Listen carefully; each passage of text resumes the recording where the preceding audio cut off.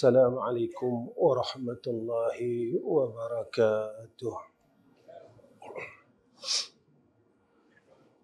الحمد لله حمدا كثيرا كما أمر. الحمد لله نحمده ونستغفره ونصلي على نبينا محمد صلى الله عليه وسلم. أشهد أن لا إله إلا الله وحده لا شريك له،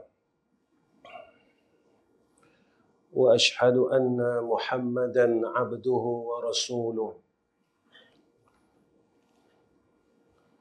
اللهم صل على سيدنا محمد وعلى آله وصحبه وسلم. اللهم لك الحمد وإليك المستكى وأنت المستعان، ولا حول ولا قوة إلا بالله العلي العظيم. Pertama sekali kita panjatkan puji dan syukur pada Allah Subhanahu wa taala dengan hidayah dan taufik Allah, dengan takdir Allah yang baik ke atas kita, dengan rahmah birrahmah daripada Allah Subhanahu wa taala, maka Allah memberikan kita ruang untuk berbuat baik. Inilah yang kita ungkapkan di dalam salat, dalam surah Al-Fatihah. Iyyaka na'budu wa iyyaka nasta'in, menunjukkan tentang azam kita dan ketekunan kita, kesungguhan kita kepada Allah Subhanahu wa taala pada kalimah iyyaka na'budu. Akan Engkau kami mengabdikan diri kepada Allah, akan Engkau kami sembah ya Allah. Menunjukkan tentang ketekunan kita, kesungguhan kita, azam kita untuk berbuat takarub kepada Allah Subhanahu wa taala. Dan pada kalimah yang kedua, wa iyyaka nasta'in, akan Engkau kami minta tolong ya Allah, bahawasanya menunjukkan tentang kebergantungan kita kepada Allah Subhanahu wa taala. Dan perkara ini jika tidak dengan rahmah Allah, nescaya seseorang hamba itu tidak boleh memperolehi dua perkara ini, yakni iyyaka na'budu wa iyyaka nasta'in. Jika tidak ada rahmah daripada Allah, jika kita mengatakan bahawasanya badan yang sihat ini boleh bertakarub kepada Allah, satu penipuan yang besar. Kerana badan yang sihat ini yang Allah kurniakan kepada kita, kita tidak mampu untuk melaksanakan salat sunat maghrib 2 rakaat. Kerana perkara itu tidak ditakdirkan oleh Allah di dalam hidup kita dan saat kita dihidupkan oleh Allah. Jika kita kata ilmu yang ada pada kita boleh menentukan kita berbuat kebaikan, pengetahuan kita yang begitu banyak, sehingga kini kita tidak boleh beristiqamah untuk mengangkatkan kedua tangan kita pada waktu 2/3 malam dalam perintah daripada Allah yang diberi peringatan kepada kita setiap minggu.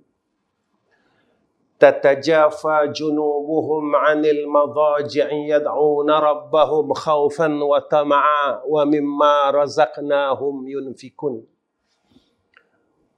Sifat orang yang beriman itu, kata Allah, mereka ini merenggangkan tubuhnya daripada madaji'. Mereka bermunajah kepada Allah, yad'una rabbahum khaufan wa tama'a, hal keadaan mereka ini takut dengan Allah.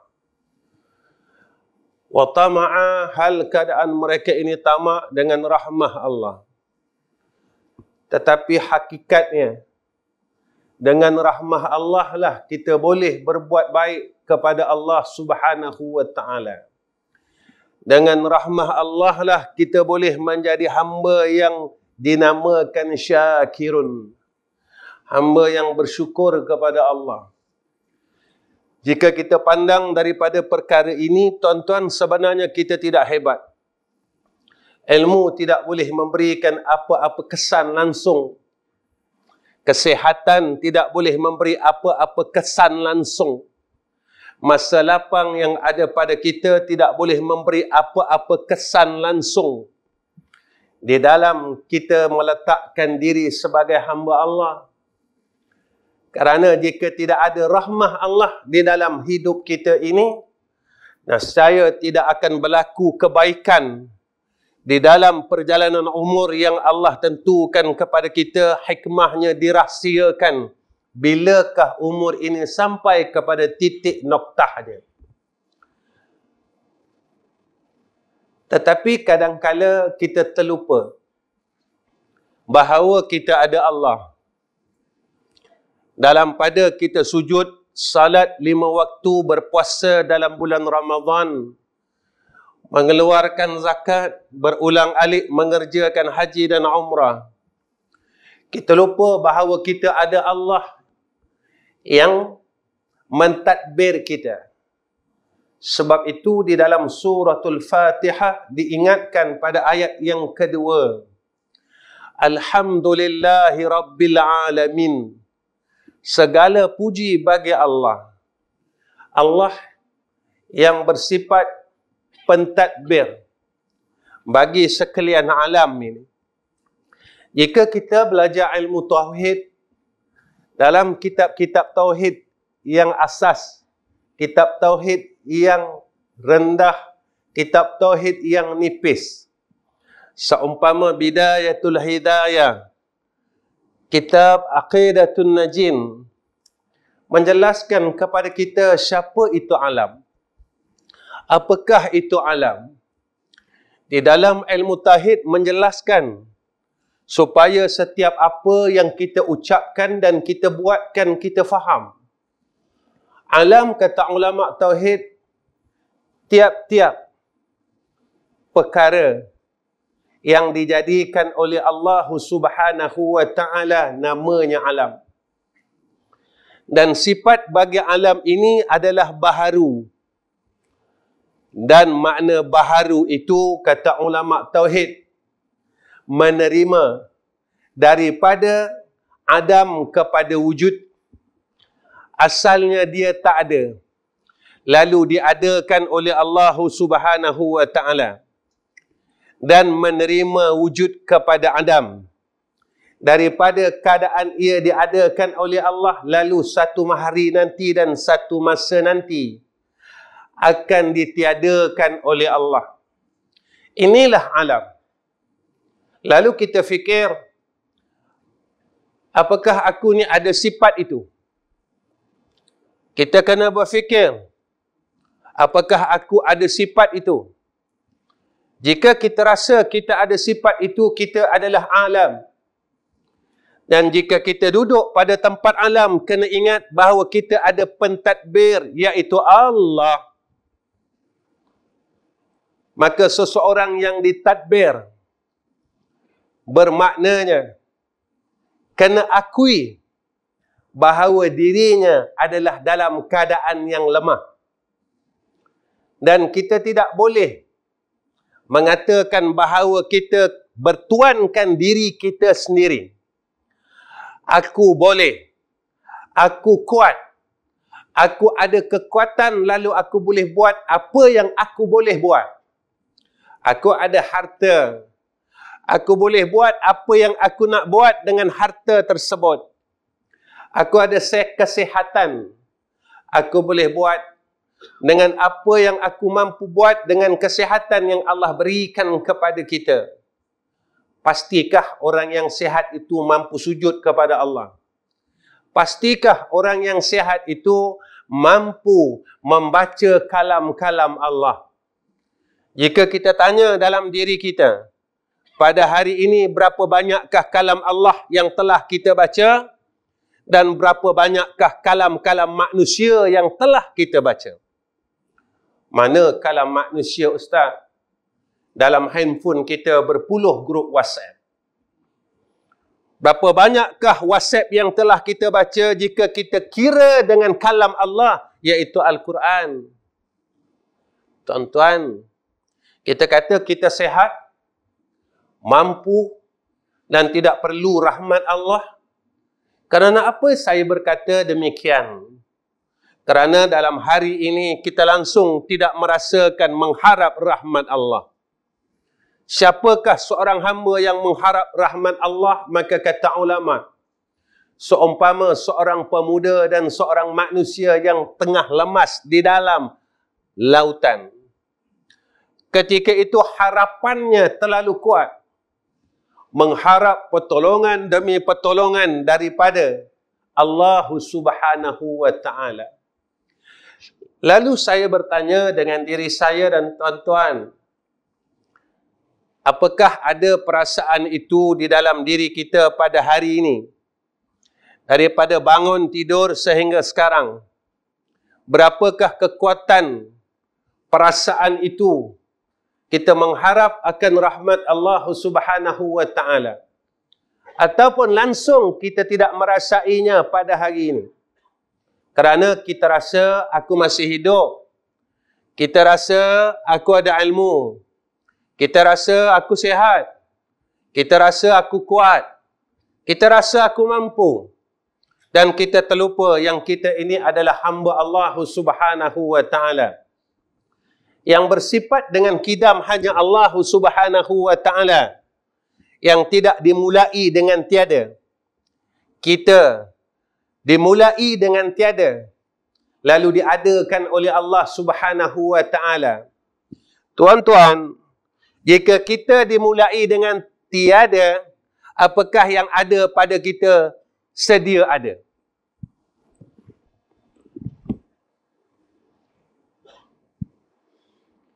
Jika kita sendiri dimulai dengan tiada, apakah yang ada pada kita sedia ada?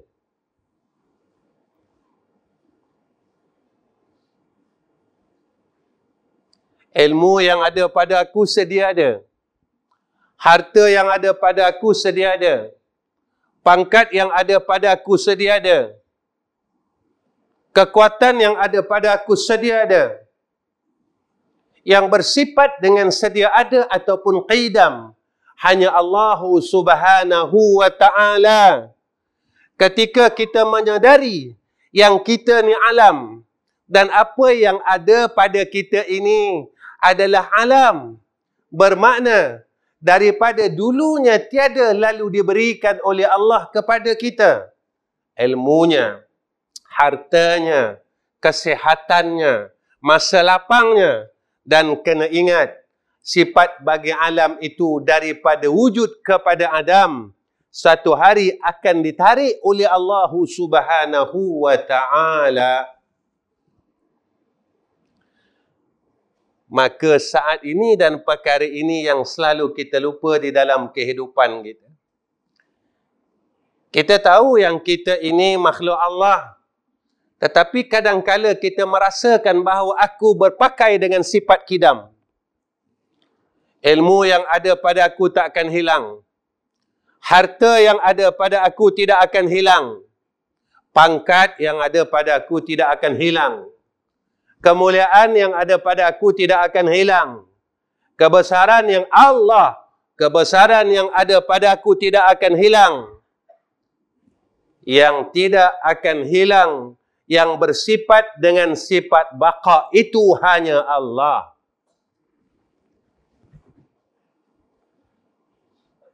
Maka selain daripada Allah, ia bersifat dengan sifat fana'un. Harta kita binasa, diri kita binasa, pangkat kita binasa, kemuliaan kita binasa, ilmu kita binasa, kudrah kita binasa, dan semua yang ada pada kita Allah dibinasakan oleh Allah Subhanahu wa ta'ala kerana ia duduk pada diri yang binasa. Mana mungkin, tuan-tuan? Kita tak cakap, tapi kita berpegang.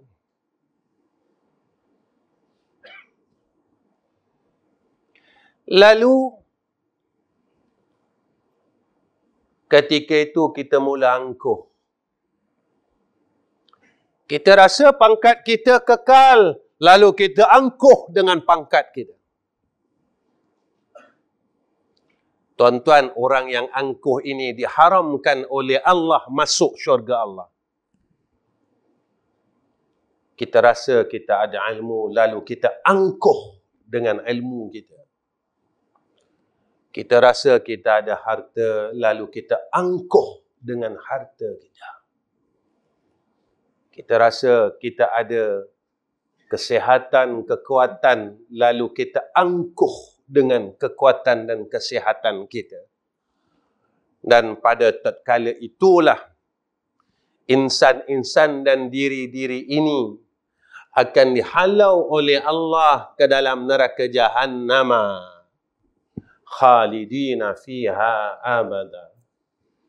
Wa qala an-nabiyina Muhammadin sallallahu alaihi wasallam. Tuan-tuan yang dirahmati Allah, malam ini saya akan baca nasihat yang kedua daripada kitab Nasaihul Ibad. InsyaAllah, kalau Allah panjangkan umur saya dan Allah pimpin saya dan merahmati saya serta dalam hidayah dan taufik Allah, saya akan terus baca kitab ini nasihat demi nasihat hingga nasihat yang terakhir ketika saya datang ke sebelah utara ini, insya-Allah. Jika Allah berkehendakkan supaya saya dapat menghabiskan pembacaan kitab Nasaihul Ibad ini yang berbentuk nasihat demi nasihat, maka saya akan teruskan sebelum saya balik menemui Allah Rabbul Jalal. Tuan-tuan yang rahmati oleh Allah Subhanahu wa ta'ala, alaikum bimujalasatil ulama wa istima'il kalamil hukama fa inna Allah ta'ala yuhyil qalbal mayyita binuril hikmati kama yuhyil arda al mayyita bima'il matar. كما يحيي الأرض الميتة بالماء المطر. Apa kata Rasulullah sallallahu alaihi wasallam?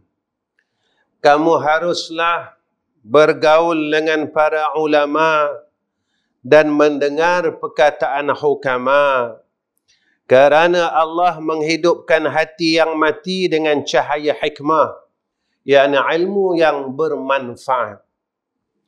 Sebagaimana ia menghidupkan tanah yang tandus dengan hujan. Sayyiduna Rasulina Muhammad sallallahu alaihi wasallam mengingati kita 1400 tahun yang dulu. Maka Sayyidina Rasul pesan kepada kita, duduklah dengan ulama dan hukama agar kita dapat mendengar akan kalam-kalam hikmahnya. Apa yang terjadi setelah kita mendengar akan kalam hikmahnya, maka hati kita akan hidup seumpama tanah yang tandus yang disiramkan dengan air hujan. Maka kalam ulama ini dan kalam hukama ini seumpama air. Kalma'i. Air apa, tuan-tuan? Iaitu air hidayah. Kerana ilmu itu fahuwa nur. Ilmu itu adalah cahaya, kata ulama. Cahaya apa, tuan-tuan? Nurul huda. Cahaya petunjuk daripada Allah Subhanahu wa ta'ala, yang menunjukkan kepada jalan untuk balik kepada Allah Subhanahu wa ta'ala. Kita bukan duduk di dalam alam ini sahaja, tuan-tuan. Selepas ini ada alam yang bakal kita akan pergi dan tuju, iaitu alamul barzah. Saya sampai di masjid, tuan-tuan, Masya Allah. Masuk saja pintu pagar, saya melihat di kiri saya tanah perkuburan. Mereka telah dahulu pergi menemui Allah Subhanahu wa Ta'ala. Mereka telah mendahului kita. Mereka telah merasai kematian dahulu daripada kita. Mereka telah dahulu merasai akan alam yang mereka dengar sewaktu hidup mereka. Kita bakal menyusul bersama-sama dengan mereka. Rumah kita yang bertiangkan batu yang tinggi, kelak kita akan bertiangkan 2 tiang daripada batu nisan yang tidak ada siapa pun yang akan memandang dan memujinya. Tiang rumah kita, tuan-tuan, orang datang lalu orang puji. Lawa tiang rumah kamu, cantik tiang rumah kamu. Siapa yang buat tiang rumah kamu ini? Tetapi setelah kita berpindah kepada alam ataupun tanah perkuburan yang di hadapan masjid kita ini, tuan-tuan, tidak ada siapa memuji tiang-tiang rumah kita. Tidak ada siapa mampu dan mahu melihat tiang-tiang rumah kita. Sebab itu apa yang Allah sebut dalam Al-Quran, iaitu Allah apabila saat ajal kita ini, tuan-tuan, hampir, kita akan berkata kepada Allah, laula akhartani, jika bolehlah engkau lewatkan akan kematianku, ya Allah.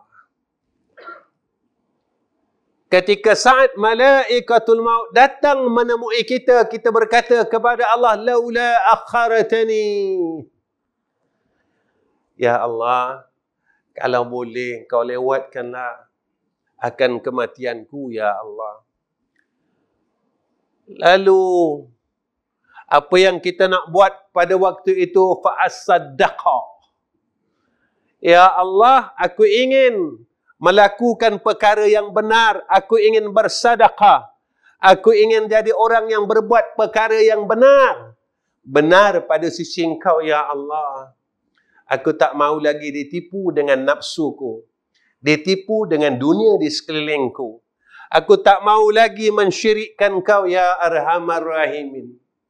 Tuan-tuan, kita sememangnya mengatakan kita hebat, tetapi di dalam amalan kadangkala kita menjadi orang yang dimurkai oleh Allah Subhanahu wa Ta'ala. Saya bagi contoh begini, tuan-tuan. Kita tidak mengatakan Allah itu bertempat. Ketika ada orang mengatakan Allah itu bertempat, semua orang marah. Tetapi kita buat Allah bertempat. Di mana, Ustaz? Saya bertanya dengan diri saya dan tuan-tuan, kenapa sewaktu kita di Raudatu Madinatul Munawwarah, di Raudah yang dijanjikan oleh Sayyidina Rasulina Muhammad sallallahu alaihi wasallam, siapa yang berdoa di dalamnya maka dimustajabahkan oleh Allah. Lalu kita bersungguh-sungguh meminta, tuan-tuan, dengan Allah Subhanahu wa Ta'ala. Tetapi kenapa kita sampai di masjid ini kita tidak menyamai dengan apa yang kita buat di Raudah?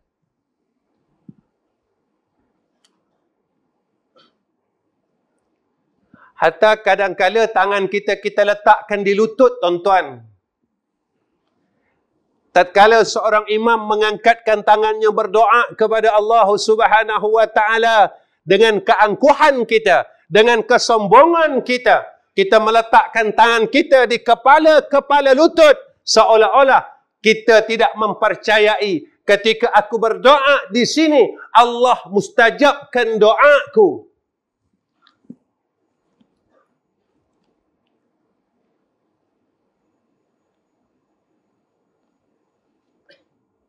Kita tak mengatakan Allah bertempat. Tetapi kita buat Allah bertempat. Sewaktu di tanah haram, kita cukup takut berbuat maksiat. Sampai di tempat kita, kita galak melakukan maksiat. Kita tak mengatakan Allah bertempat, tetapi kita berbuat Allah itu bertempat.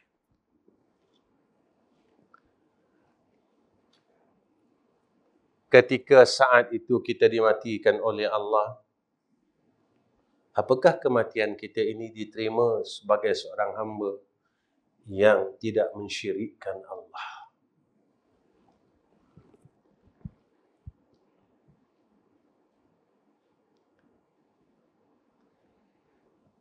Ustaz, saya dapat dikebumikan di Madinah. Saya dapat Allahu dikebumikan di Makkah. Abdullah bin Ubay kebumi di mana, tuan-tuan?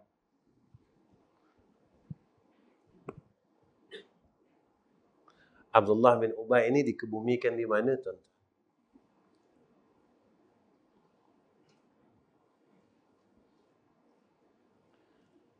Sebab itu Allah ingatkan kepada kita, faman kana yarju liqa'a rabbih falyamal 'amalan salihan wa la yusyrik bi'ibadati rabbih ahada. Sebab itu ulama menyatakan kepada kita, siapakah ulama, siapakah hukama? Maka kata ulama, seseorang yang mahir dengan hukum hakam agama, inilah yang dikatakan al-ulama. Dan seseorang yang mana kata-katanya boleh membawa engkau hampir kepada Allah Subhanahu wa ta'ala. Semakin engkau mendengar kalamnya, engkau semakin kenal Allah. Semakin engkau hampir dengan Allah, semakin engkau aqrabu ila Allah, hampir, dekat dengan Allah, semakin kau sayang Allah. Maka inilah yang dikatakan al-hukama. Dan ketika engkau bertemu dengan orang yang ada dua sifat ini, maka inilah yang dinamakan kubara.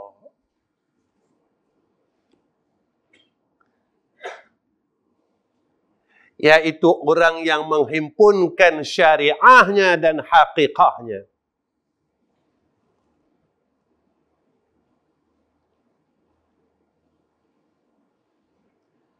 Tuan-tuan, siapakah mereka ini dan mereka ini membawa kita ke arah mana? Lalu ulama menyatakan, mereka akan bawa kita kepada beberapa sifat ini. Yang pertama, kata ulama, az-zikru. Mereka akan bawa kita sentiasa ingat Allah Subhanahu wa ta'ala. Semakin kita berada di dalam majlis itu, semakin kita ingat Allah. Ingat Allah, ingat Allah. Tuan-tuan, saya tanya diri saya dan tuan-tuan, pada hari ini, berapa banyakkah kita telah menyebut kalimah Allahu?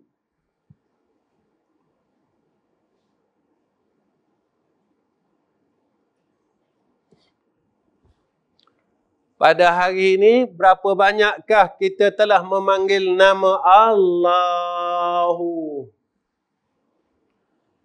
Pada lisan kita, pada hati kita sentiasa menyebut Allah. Allah. Allah. Allah. Allah. Tuan-tuan, kalimah yang kita lupakan, inilah kalimah yang karamah, yang menjadi penentu ketika kita bertemu Allah. Kalimah yang kita tidak mahu endahkan, inilah kalimah yang menjadi penentu sa'adah atau saqawah ketika kita menemui Allah. Ketika kita sedang sakaratul maut. Kalimat yang kita tak pedulikan dalam hidup kita. Jika dengan kita dapat menyebut Allah,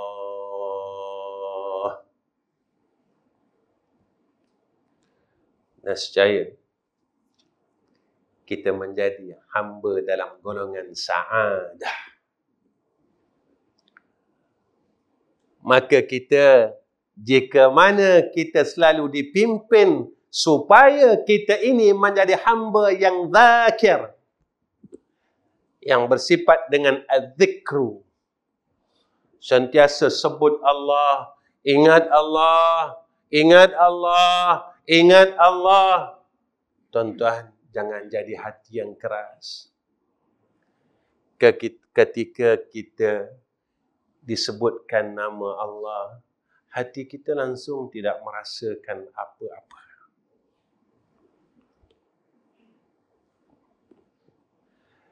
Ketika kita dilaungkan kalimah Allah, langsung kita tidak merasakan apa-apa. Tuan-tuan, jika mana masa hidup ini kita mendengar kalimah ini tidak ada kontak di dalam qalbu kita, ketika kita sakaratul maut, ketika itu orang mentalkinkan akan kalimah ini, La ilaha illallah.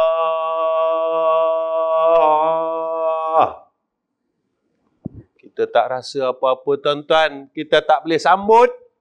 Kita tak boleh ikut. Sebab apa? Ketika dalam hidup, kita tak rasa apa-apa dengan kalimah ini. Ketika kita sedang nak bertemu Allah, nyawa kita mula berada di dada-dada kita, tuan-tuan. Lalu orang talqin dan ingatkan kita dengan kalimah ini. Allah. Kita langsung tak boleh ingat dan kita langsung tak pedulikan. Kerana semasa hidup kita, kita tidak memperdulikan asma ini. Kita tak ada rasa apa-apa pun ketika kita menyebut asma ini. Kita tak rasa apa-apa pun kita mendengar asma ini. Kita tak rasa apa-apa pun ketika kita menyebut nama ini dan didendangkan akan nama ini. Maka berkata Syekh kami, jika kamu ingin tahu hubungan kamu dengan Allah, betapa akrabnya kamu dengan Allah, ketika kamu menyebut nama Allah, apakah perasaan kamu pada ketika itu? Jika mana hati kita kosong tatkala kita menyebut nama itu, maka begitulah kosongnya hubungan kamu dengan Allah. Ketika kami bertanya dengan guru kami tentang perkara ini, ya Syekhuna, bagaimana kami ingin mengukur antara kami dengan Allah Rabbul Jalal? Bagaimana kami ingin mengukur hubungan kami dengan Allah Subhanahu wa Ta'ala? Ketika kami salat, ya Syekh, kami tidak merasakan apa-apa walaupun kami mengatakan di dalam salat kami, wajjahtu wajhiya lillazi fata'as samawati wal ard. Aku hadapkan wajahku dengan wajah Allah yang memiliki langit dan bumi. Ketika berlakunya tawajjahtu min haitsu syi'ta. Ketika itu kami tidak merasakan apa-apa, wahai guru kami. Lalu dia mengatakan, jika engkau ingin mengukur akan hubungan engkau dengan Allah Rabbul Jalal, maka kau sebutlah akan namanya. Dan pada ketika itu engkau akan mengetahui melalui akan zauqimu. Engkau akan mengetahui melalui perasaanmu dengan zat yang engkau sebutkan. Ketika lisan kita mula mengatakan Allah, Ya Allah, Ya Allah, Ya Allah, Allahu.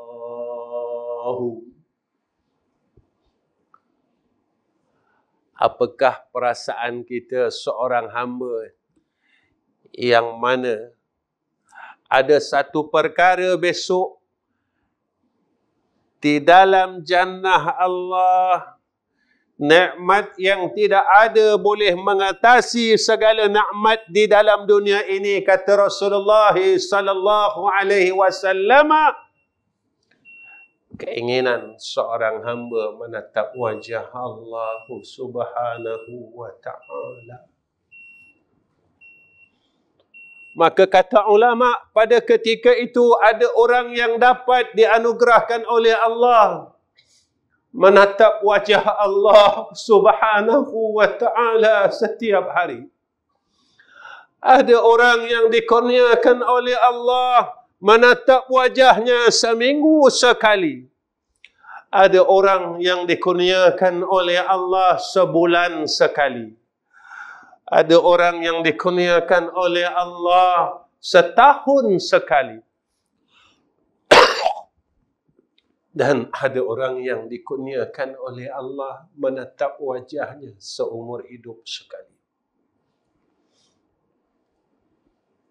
Maka ketika itu walaupun kita di dalam jannah Allah, kita dalam satu penyiksaan yang besar.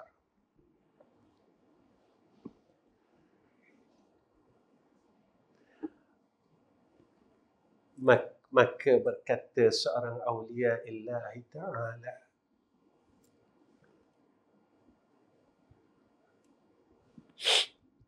di antara hari raya orang mukmin itu yang disebutkan oleh al-ulama, yang disebut oleh awliya illah, yaitu al-Eid, Eidul Mukminin. Hari raya orang mukmin katanya, yaitu ketika ia dianugerahkan husnul khatimah. Kedua, ketika ia selamat daripada azab kubur, itulah Eidul Mukminin. Ketiga, ketika ia selamat di padang mahsyar, maka itulah Eidul Mukmin.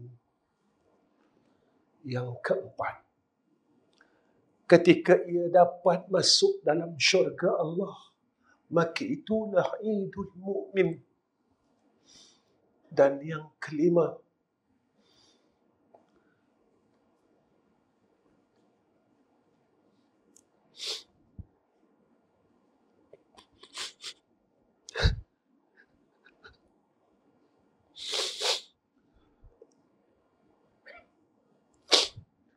ketika ia dapat menatap wajah Allah Ar-Rahmanir Rahim di dalam jannah Allah, maka itulah anugerah yang terbesar, kata Sayyidina Rasulina Muhammadin sallallahu alaihi wasallam.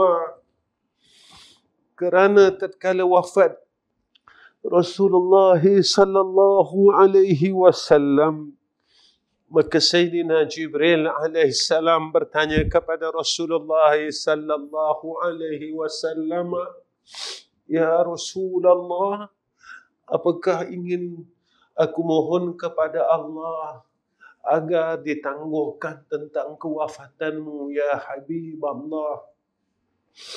Apa kata Rasulullah sallallahu alaihi wasallam? Rasulullah kata, tuan-tuan, aku dah tak tahan dan tak sanggup lagi Kerana aku terlalu rindu untuk bertemu dengan Allah.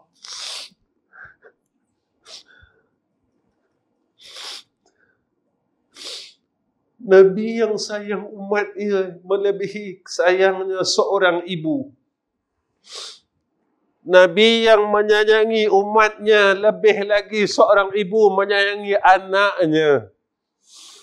Tatkala diminta, tatkala ditanya, ya Habib Allah, kau nak tak aku tangguhkan lagi kematianmu? Nak tak kau tangguh, aku minta dengan Allah, kata Jibril. Tuan-tuan, kalau Jibril minta, takkan tak dapat. Jibril, tuan-tuan, yang minta ni Jibril, tuan-tuan. Jibril, tuan-tuan, Jibril, tuan-tuan, Jibril, tuan-tuan. Tapi Rasulullah tolak. Rasulullah kata, jangan ya Jibril, jangan minta dengan Allah. Aku dah tak tahan, aku rindu sangat untuk bertemu dengan Tuhanku yang maha tinggi, kata Rasulullah sallallahu alaihi wasallam. Tuan-tuan, sebab itu ketika ditanya tentang pengenalan Nabi dengan Allah, ulama menjawab begini. Maka ulama mengatakan, man arafa nafsahu faqad arafa rabbahu. Siapa yang kenal Tuhannya, maka dia kenal dirinya, dan siapa kenal dirinya, maka dia mengenal akan Tuhannya. Bagaimana Nabi mengenal Allah? Nabi mengenal Allah dengan Allah. Ariftu Rabbi bi Rabbi. Ketika peristiwa Isra dan Mi'raj, maka Nabi menghadap hadrah Allah. Bermula pada saat itulah, tuan-tuan. Bermula daripada pertemuan itulah, tuan-tuan. Maka kerinduan Rasulullah sallallahu alaihi wasallam kepada Allah tidak ada batasnya dan tidak ada hadnya. Sehingga sampai saat diwafatnya akan Sayyidina Rasulina Muhammad sallallahu alaihi wasallam, Nabi menolak untuk dipanjangkan umurnya.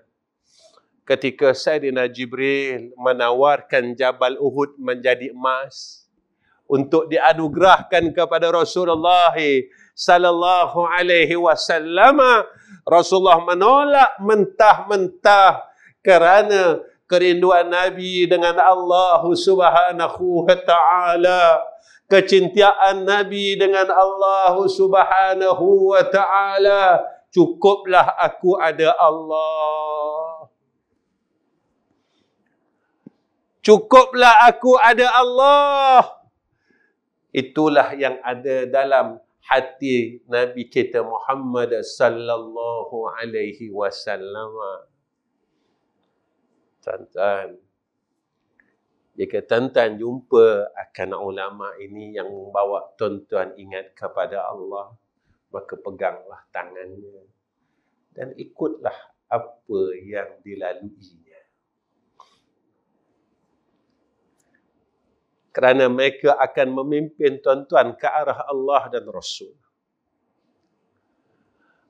Maka kata ulama, mereka tunjukkan jalan ke mana? Mereka menunjukkan akan jalan al-i'jab.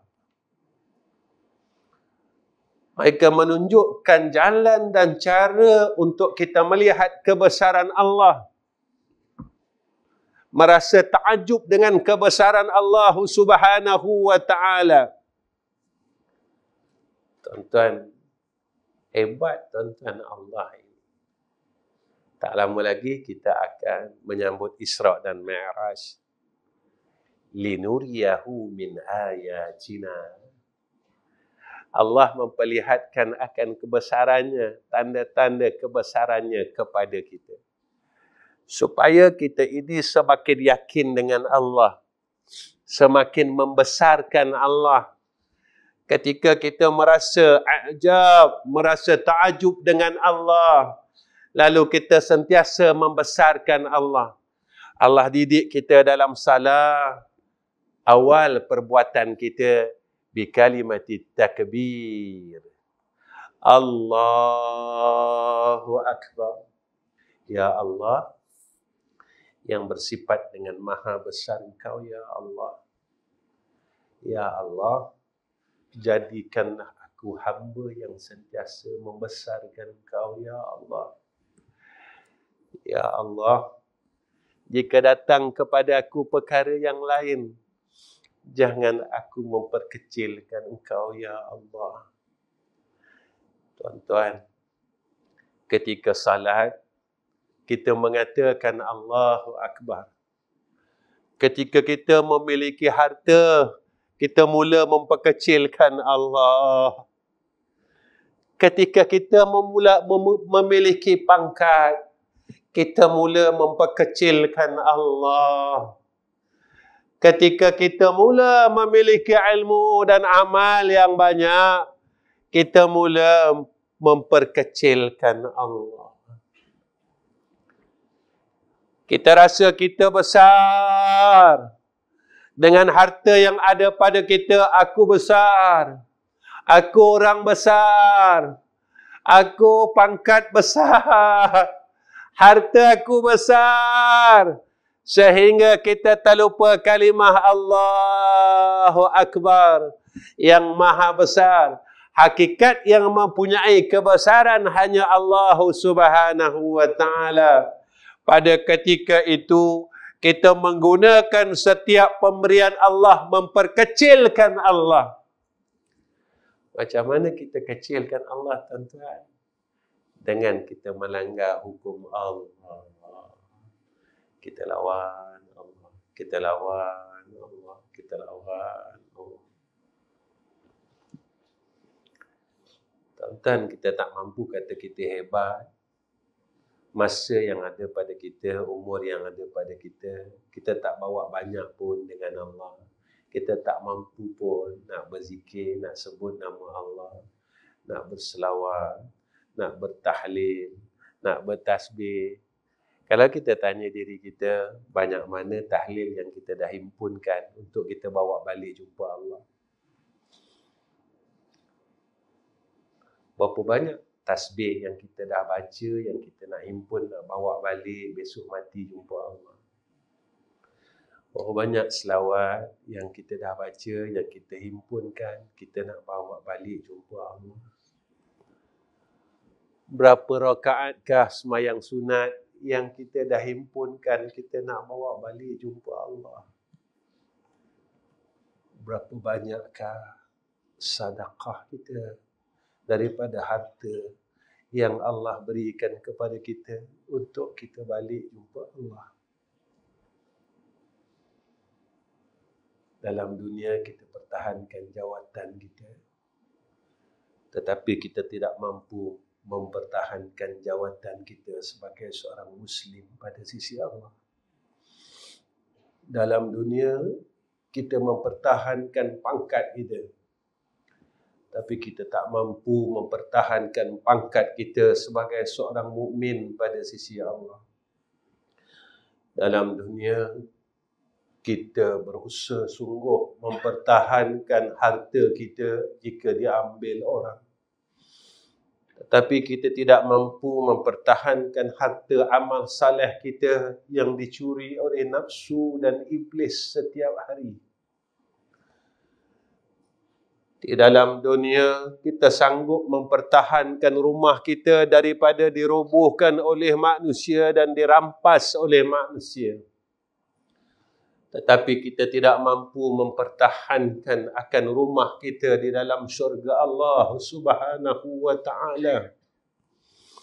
Kita tak nak tahan pun mempertahankan harta kita, rumah kita di akhirat. Kita tidak mempedulikannya. Sama ada aku memiliki rumah, harta atau tidak, pangkat di akhirat, aku tidak peduli. Yang aku kisahkan pangkatku dalam dunia, hartaku dalam dunia, rumahku di dalam dunia. Tuan-tuan yang dirahmati oleh Allah Subhanahu wa Ta'ala, saya rasa cukuplah setakat ini pertemuan saya dengan tuan-tuan. Dan maka akhir pertemuan saya dengan tuan-tuan, saya ingat guru saya, dia pesan dengan saya, tuan-tuan. Dia kata, Nizam, selalulah kamu belajar untuk ingat Allah, supaya besok mana tahu saat kamu mati, kamu tak lupa Allah. Perkara yang paling kita takut dalam hidup ini, tuan-tuan, ketika kita sangat-sangat menghendaki Allah. Ketika mana? Ketika sakaratul maut. Saat kita perlukan Allah. Tetapi saat itu kita lupa, tuan-tuan. Kerana apa kita lupa?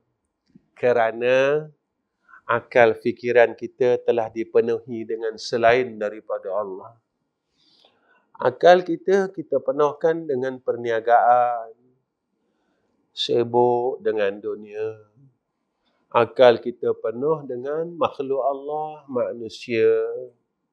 Apa kata orang, tetapi kita tak peduli dengan apa kata Allah. Kita sibuk dengan perniagaan di dalam dunia hinggakan kita terlupa perniagaan dengan Allah. Tijaratan lan taburah. Yang tidak akan rugi perniagaan dengan Allah.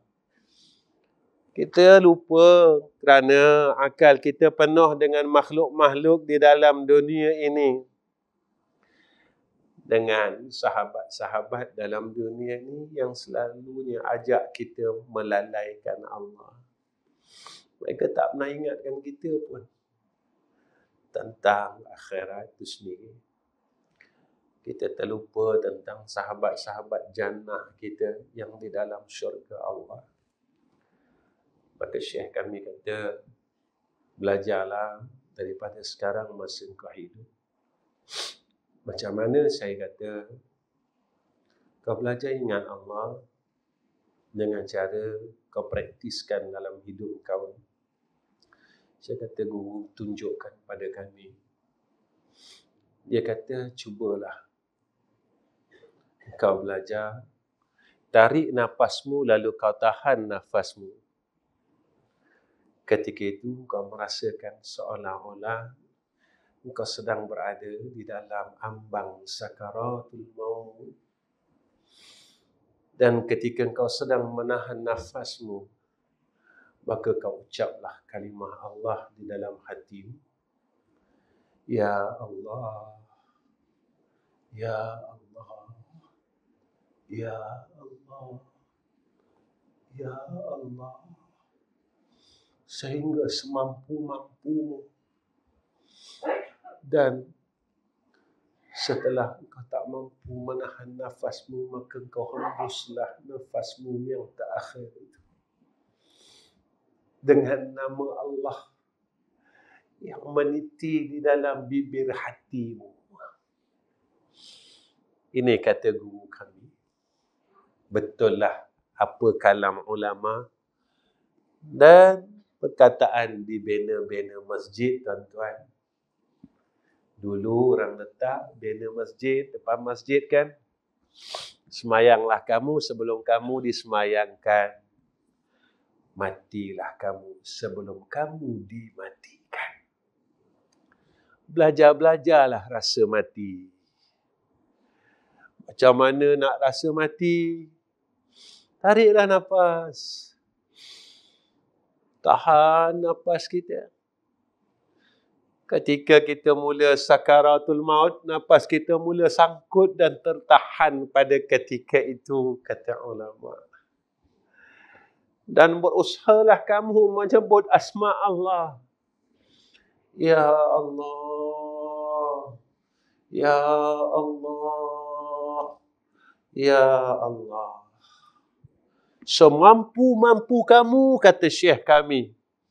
Sehinggalah kamu menghembuskan nafas ketika kamu tidak mampu menahannya lagi. Sebab itu orang yang meninggal dunia, kita akan kata, Fulan bin Fulan telah menghembuskan nafasnya yang terakhir. Tuan-tuan, itu saja yang dapat saya tinggalkan untuk tuan-tuan pada malam ini. Doakan saya, semoga saya sentiasa dalam rahmat Allah dan Allah pimpin saya dan Allah sentiasa tunjuk diri saya yang bodoh ni, yang salah banyak dengan Allah, supaya sentiasa dalam keredaan Allah Subhanahu wa Ta'ala. Dan saya doa tuan-tuan sentiasa dalam pimpinan Allah, hidayah dan taufik Allah, dalam keredaan Allah, dan dipimpin oleh Allah pada jalan yang sebenarnya, dipimpin oleh Allah seperti mana doa kita di dalam Fatihah, Siratal ladzina an'amta alaihim ghairil maghdubi alaihim waladdallin. Amin. Wa akhirul kalam. Wassalamualaikum warahmatullahi wabarakatuh. A'udzu billahi minasyaitonir rajim. Bismillahirrahmanirrahim. Alhamdulillahi rabbil alamin. Wassalatu wassalamu ala asyrafil anbiya wal mursalin wa ala alihi wa sahbihi ajma'in. Ya Allah, Ya Rahman, Ya Rahim. Ya Allah, pimpinlah kami, Ya Allah, pada jalan Kau yang sebenarnya, Ya Allah.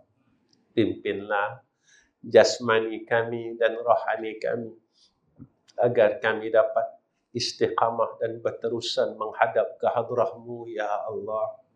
Ya Allah, jika kami sesat, jika kami salah, jika kami terpesong pada jalan Engkau, Ya Allah, tegurlah kami, Ya Allah. Tariklah semula tangan-tangan ini, Ya Arhamar Rahimin. Jangan Kau biarkan kami terus dalam kesesatan, Ya Allah. Jangan Kau teruskan kami dalam kelalaian, Ya Allah. Kami tak ada daya dan upaya, Ya Arhamar Rahimin. Ya Allah, jika kami dalam kesyirikan kepada Engkau, Ya Allah, ikhlaskan pegangan kami, Ya Arhamar Rahimin. Dan teruskan ikhlas akidah kami, Ya Allah, kepada Engkau, Ya Arhamar Rahimin. Kerana kami tidak tahu bilakah Engkau akan panggil kami untuk menghadap ke hadrah-Mu, Ya Allah. Satu saat yang Kau rahsiakan daripada kami, Ya Allah.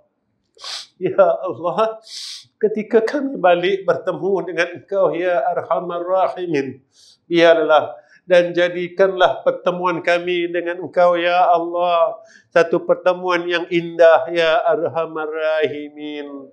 Satu pertemuan yang Engkau terima kami kembali, Ya Allah. Seperti mana yang Kau jelaskan dalam Al-Quran, irji'i ila rabbiki radiyatan maradiyah wadkhuli fi ibadi wadkhuli jannati.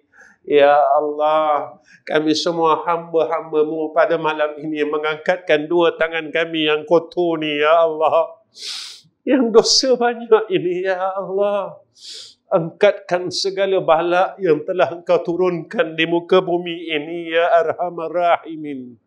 Ya Allah, bukan kami tidak redha dengan bala ini, Ya Allah, tetapi kami mohon, Ya Arhamar Rahimin, kami mohon seperti mana yang telah diminta oleh kekasih kami, Ya Allah, Sayyiduna Rasulina Muhammadin sallallahu alaihi wasallam, ketika hidupnya, Ya Allah, meminta untuk umatnya agar bala diangkat, agar bala ini, Ya Allah, tidak turun di muka bumi ini, Ya Allah, ke atas umat Sayyiduna Rasulina Muhammadin sallallahu alaihi wasallam. Ya Allah, kini Sayyidina Rasulina Muhammad sallallahu alaihi wasallam telah tiada lagi, Ya Allah. Dia telah meninggalkan kami, Ya Allah. Tidak ada siapa lagi yang memohon untuk mengangkat bala ini, Ya Allah. Atas rasa kasih kami dengan Sayyidina Muhammad dan umat Sayyiduna Muhammad, ya Allah. Kami mohon ya Arhamar Rahimin, angkatlah bala ini ya Allah, yang akan kau turunkan ke muka bumi ini ya Allah, yang telah engkau turunkan ke muka bumi ini ya Allah, demi rahmat-Mu ya Allah, demi keredaanmu ya Allah. Dengarkan doa kami semua ini ya Arhamar Rahimin. Isma' du'a'ana ya Allah, isma' du'a'ana ya Allah, isma' du'a'ana ya Allah, ya zal jalali wal ikram. Wa sallallahu ala sayyidina Muhammad wa ala alihi wa sahbihi wa baraka wa sallama. Walhamdulillahi rabbil alamin. Taqabbalallahu minna wa minkum.